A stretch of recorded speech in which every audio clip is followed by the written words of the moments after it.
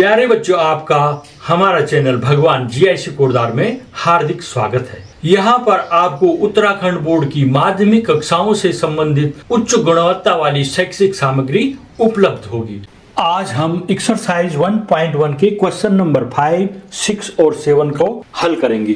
प्रश्न संख्या 5, जांच कीजिए कि क्या किसी प्राकृतिक संख्या n के लिए 6 की पावर n अंक शून्य पर समाप्त हो सकती है। इसका हल होगा, यदि 6 की पावर n, जहां n एक प्राकृतिक संख्या है, का मान एक ऐसी संख्या है जिसमें इकाई का अंक शून्य है, तो 6 की पावर n 5 से विभाज्य होगा। 6 की पावर n, 6 को हम फैक्टर करेंगे 2 × 3 हो जाएगा उसकी पावर n, जिसका आशय है कि 6 की पावर n के अभाज्य गुणनखंडों में 2 या 3 के अतिरिक्त कोई अन्य अभाज्य गुणनखंड नहीं है। अर्थात 6 की पावर n का कोई गुणनखंड 5 नहीं हो सकता। अतः 6 की पावर n अंक शून्य पर समाप्त नहीं हो सकता। स्पष्टीकरण, जिस संख्या का इकाई का अंक शून्य होता है वह अभाज्य संख्या 5 से विभाजित होती है। एक 2 से भी विभाजित होती है, लेकिन अभाज्य संख्या 2 से तभी विभाजित होती है जब उसके साथ 5 भी हो। इसको दूसरे तरीके से भी हम समझा सकते हैं। 6 की पावर n अंक का इकाई का अंक देखने के लिए 6 × 6 होता है 36। इसमें इकाई का अंक हो गया 6। 6 की पावर 2 होगा तो 6 × 6 36 हो जाएगा। इसका अंतिम अंक है 6। 6 की पावर 3, 6 × 6 क्या होता है 216। तो 6 की पावर 3 बराबर 216। इसका अंतिम अंक भी 6 है। यदि हम इससे आगे बढ़ते हैं तो 6 की पावर 4 का जो संख्या बनती है 1296। इसका अंतिम अंक फिर से 6 है। हर बार जब आप 6 को किसी संख्या दूसरी संख्या 6 से गुणा करते हैं तो अंतिम अंक 6 ही रहेगा। इसका कारण यह है कि 6 को जब 6 से गुणा किया जाता है तो 36 आता है और 36 का अंतिम अंक हमेशा 6 होता है। इस गुणा प्रक्रिया से यह स्पष्ट है कि 6 की पावर n का अंतिम अंक कभी नहीं बदलता, वह हमेशा 6 ही होता है। व्याख्या कीजिए 7 × 11 × 13 + 13 और 7 × 6 × 5 × 4 × 3 × 2 × 1 + 5 ये भाज्य संख्याएं क्यों हैं। इसका हल होगा 7 × 11 × 13 धन 13 बराबर कितना होता है। इनको हम हल करके देखेंगे। 11 × 7 77 को 13 से मल्टीप्लाई करेंगे तो 1001 आता है और उसमें हमने 13 जोड़ देना है, 1014 हो गया। अब 1014 क्या भाज्य संख्या है, तो इसके हम गुणनखंड करके देखते हैं। 2 का भाग देंगे 1014 में, इकाई के अंक में 4 है तो इसमें 2 का पूरा भाग चला जाएगा, 2 × 5 = 10। अब 1 है उसमें भाग नहीं जाता, उतारेंगे 1, भाग नहीं जाता, लब्ध में 0 रखेंगे तो तब नई संख्या 4 को उतारेंगे 14 हो जाएगा और 2 × 7 = 14। यहां पर अगर समझ में नहीं आ रहा है तो आपने 2 का भाग 1014 में अलग से देना है, 507 आएगा, उसको यहां पर 507 लिख देना। फिर 3 का भाग 507 में देना है, क्यों 7 और 5 इनके अंकों को जोड़ेंगे, 5 और +0 = 5 और +7 = 12। 12 में 3 का भाग चला जाता है तो 507 में भी 3 का भाग पूरा चला जाएगा। इसको मौखिक देख लीजिए। 3 × 3, 5 में से 3 घटा के 2 आएगा, उतारेंगे 0 तो ये 20 हो जाएगा और 3 × 6 = 18। हमने 20 बोला, 20 में से 18 घटा के 2 आ गया, 7 को उतारेंगे 27 हो जाएगा और 3 × 9 = 27। यदि समझ में नहीं आए, 3 का भाग 507 में अलग रफ में 2 जो आएगा 169, उसको यहाँ पर लिख देना आपने। अब 169 में 13 का भाग जाता है, तो इस तरह से ये अभाज्य गुणनखंड हो गए। 2 × 3 × 13 × 13 दी हुई संख्या जो 7 × 11 × 13 धन 13 को अभाज्य गुणनखंडों के गुणनफल के रूप में 2 × 3 × 13 × 13 के रूप में व्यक्त किया जा सकता है।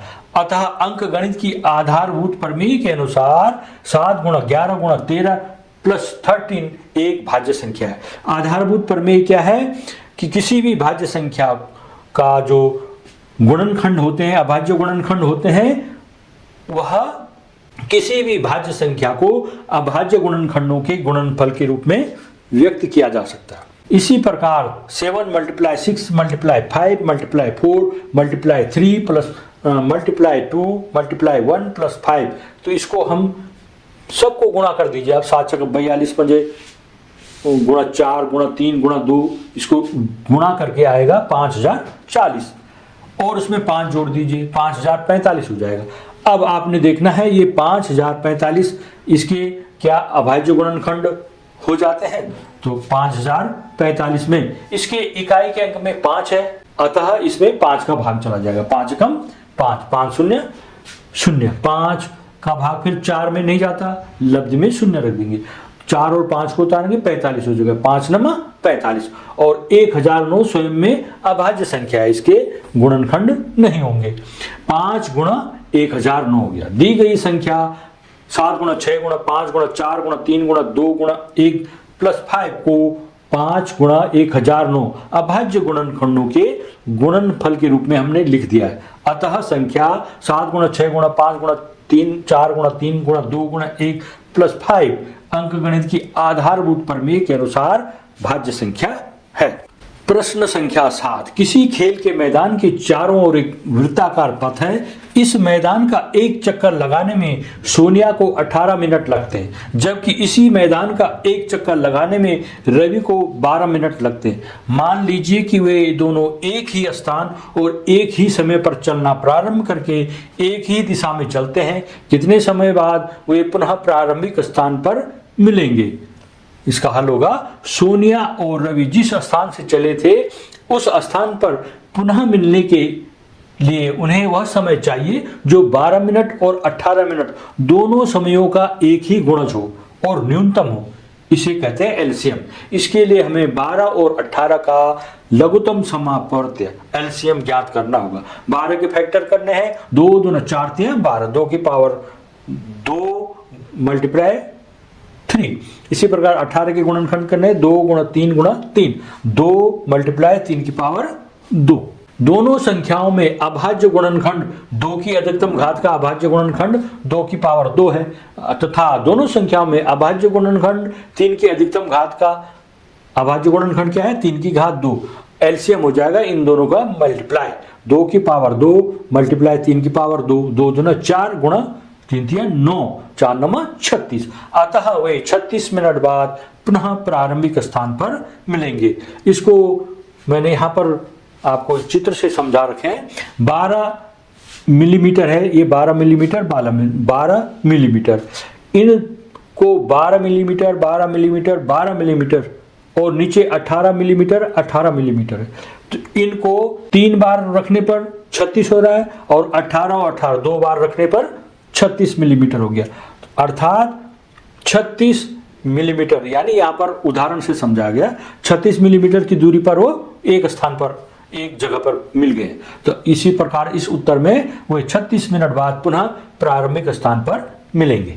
अभी यहाँ पर आया था 1009 अभाज्य संख्या है कि नहीं, कैसा पता करेंगे हम, कैसे पता करेंगे हम? इसके लिए जैसे 1009 को अभाज्य संख्या साबित करने के लिए हमें यह देखना होता है कि यह संख्या केवल एक और स्वयं 1009 से ही विभाजित होती है या नहीं। इसका मतलब है कि 1009 को किसी अन्य प्राकृतिक संख्या से बिना शेष के विभाजित नहीं किया जा सकता।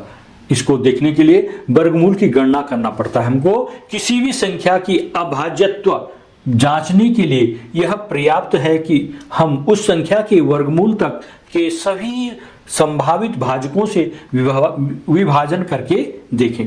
1009 का वर्गमूल लगभग 31.7 होता है। इसलिए हमें 2 से लेकर 31 तक की सभी अभाज्य संख्याओं की जांच करनी है, उनसे उसमें भाग देकर देखना है। अब आपको 2 3 5 7 11 13 17 19 23 29 और 31 से भाग देके देखना होगा। तो हम जल्दी से 2 का भाग उसमें जाता है जिसके इकाई अंक में 2 4 6 8 0 हो, ऐसा नहीं है।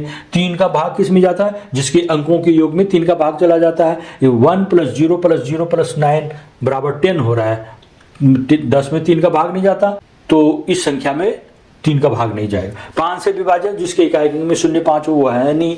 7 से विभाज्य 7 गुणा के 144 बराबर 1008, शेष तब भी बच जा रहा है 1, तो 7 से भी नहीं जाएगा। 11 का विभाज्यता का नियम क्या है, उसके समस्थानों का अंकों का योग और विषम स्थानों के अंकों के योग घटा करके जो आएगा, अगर उसमें 11 का भाग चला जाता है तब चला जाता, ऐसा भी नहीं होता। फिर 13, 17, 19 आप भाग देकर देखेंगे तो यह किसी से भाग नहीं जा रहा है, शेष इसमें कुछ ना कुछ बच जा रहा है। यदि किसी संभावित विभाजक से 1009 बिना शेष के विभाजित हो जाता है तो 1009 अभाज्य नहीं मानी जाती। चूंकि ऊपर बताए गए सभी परीक्षणों में 1009 केवल एक और स्वयं 1009 से विभाजित हुआ है, यह प्रमाणित होता है कि 1009 एक अभाज्य संख्या है। वीडियो देखने के लिए आपका तहे दिल से धन्यवाद। अगर आपको ये वीडियो पसंद आई हो तो इसे लाइक करें, इस वीडियो पर कमेंट करें और इस वीडियो को अपने दोस्तों और क्लासमेट्स के साथ अवश्य शेयर कीजिएगा। धन्यवाद।